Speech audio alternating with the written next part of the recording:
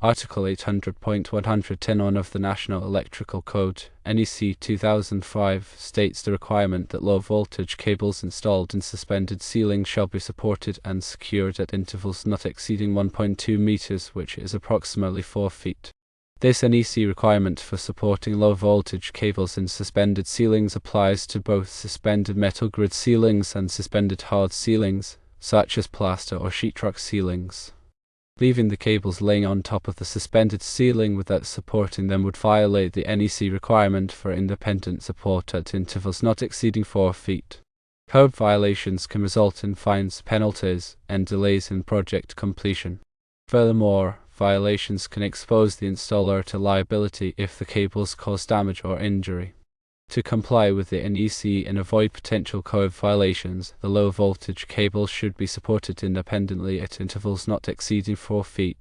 Acceptable methods for providing this support include the use of cable trays, J-hooks, or other approved methods.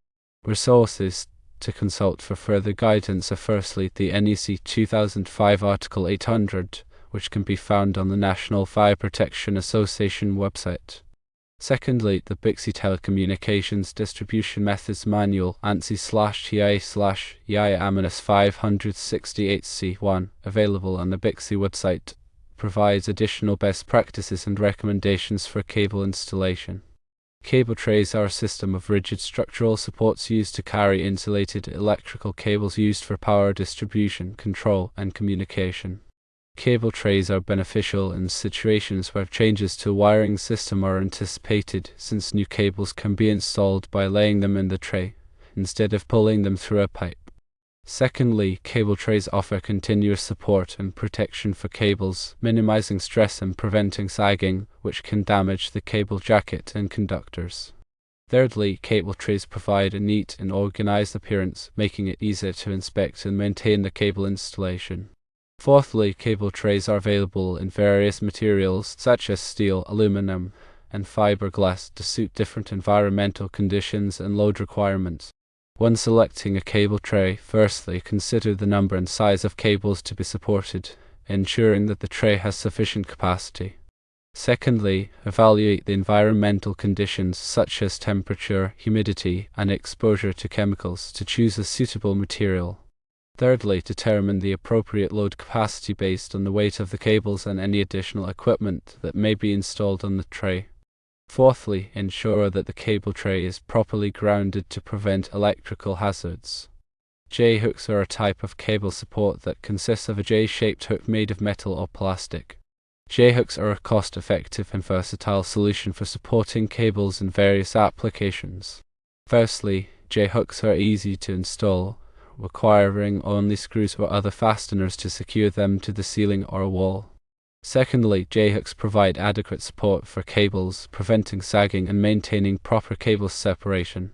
Thirdly, J-hooks are available in different sizes and materials to accommodate various cable types and environmental conditions. When using J-hooks, firstly, select the appropriate size of J-hook to accommodate the cable bundle. Secondly, install the J-hooks at intervals not exceeding 4 feet as required by the NEC. Thirdly, ensure that the cables are properly secured within the J-hooks to prevent them from falling out. Fourthly, avoid overfilling the J-hooks, as this can damage the cables and reduce their performance. Other approved methods for supporting low-voltage cables include the use of cable ties, cable clamps, and bridle rings. Cable ties are used to bundle cables together and secure them to a support structure.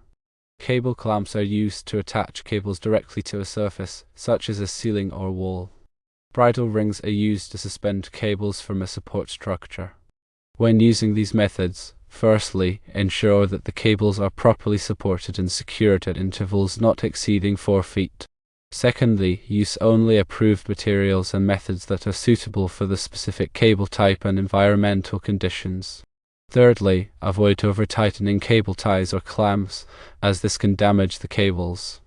Fourthly, inspect the cable supports regularly to ensure that they are in good condition and that the cables are properly supported. By following these guidelines and consulting the relevant resources, it is possible to ensure that low voltage cables are installed safely and in compliance with the NEC. Remember that proper cable support is essential for maintaining the integrity and performance of the cable installation, as well as for preventing potential hazard.